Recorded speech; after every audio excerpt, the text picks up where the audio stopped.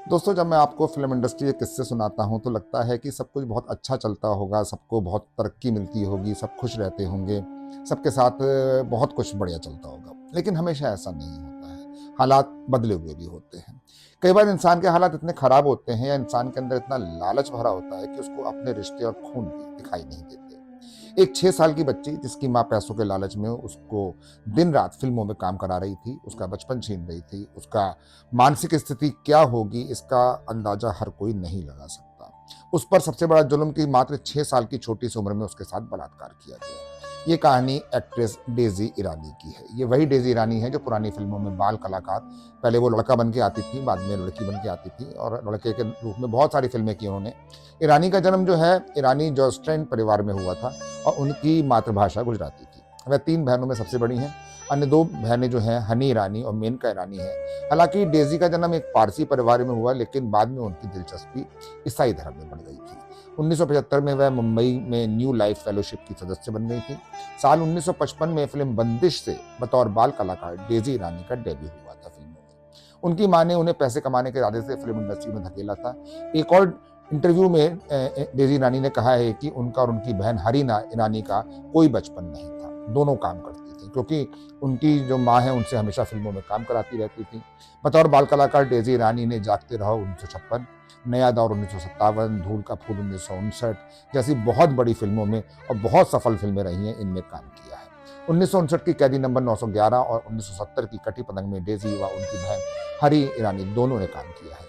ये जो हनी ईरानी हैं, इन्होंने फिर जावेद अख्तर से शादी की थी और फरहान अख्तर और जोया अख्तर की ये माँ है।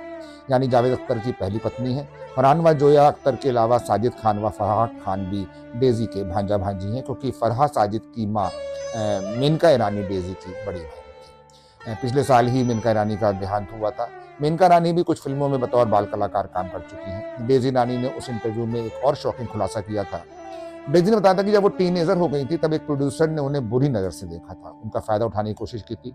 बकौल डेज़ी ईरानी जब वो 15-16 साल की थी तब एक दिन उनकी माँ ने उनके कपड़ों में ऊपरी कपड़ों में स्पंज डालकर और साड़ी पहनाकर प्रोड्यूसर मालिक चंद कोचर के ऑफिस में छोड़ दिया था। मालिक चंद कोचर ने तब मेरे हुजूर नाम की फ़िल्म बनाने की प्लानिंग की थी। डेज़ी की माँ जो हैं पैरिन ईरानी थी। इनके उनके जाने के बाद मालिक चंद कोचर ने डेज़ी के बराबर में बैठ गए और निडर तरीके से छूने लगे।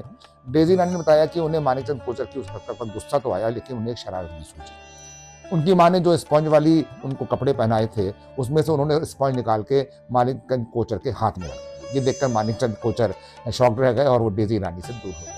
काफ़ी पहले डेज़ी ईरानी ने मुंबई मिरर को एक इंटरव्यू दिया था। उस इंटरव्यू में डेज़ी ईरानी ने अपने साथ हुए उस बलात्कार की घटना बताई थी, जो उनके साथ 6 साल की उम्र में हुआ था। डेज़ी ईरानी के मुताबिक ये घटना साल 1957 के हम पंछी एक डालके की शूटिंग के दौरान हुई थी।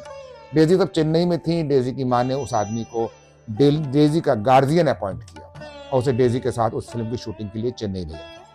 मुंबई मिरर को दी इंटरव्यू में डेज़ी ईरानी ने बताया था कि चेन्नई में एक रात उस आदमी ने उनके साथ रेप किया, उसे बेल्ट से पीटा, उसे धमकी दी अगर किसी के बाप को इसके बारे में बताया तो वो जान से मार देगा। डेज़ी ईरानी के मुताबिक अगले दिन वो फिर स्टूडियो में काम करने गई, जैसे पिछली रात कुछ हुआ ही ना हो।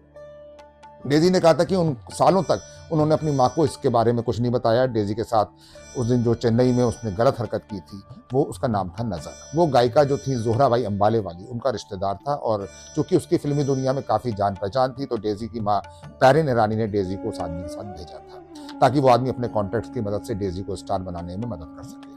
डेज़ी ने 21 जनवरी 1971 को 21 साल की उम्र में पटकथा लेखक के शुक्ला से शादी की। 1993 में उनकी मृत्यु हो गई थी। उनके 3 बच्चे हैं, एक बेटा जिसका नाम कबीर है और 2 बेटियां वर्षा और ऋतु। उनका कोई भी बच्चा किसी भी तरह के मनोरंजन उद्योग से नहीं जुड़ा है। 1971 में अपनी शादी के बाद उन्होंने फिल्में छोड़ दी थी। उनकी आखिरी रिलीज 1971 में कटी पतंग थी। 80 के दशक में उन्होंने कुछ समय के लिए थिएटर में काम किया और एक एक्टिंग स्कूल शुरू किया।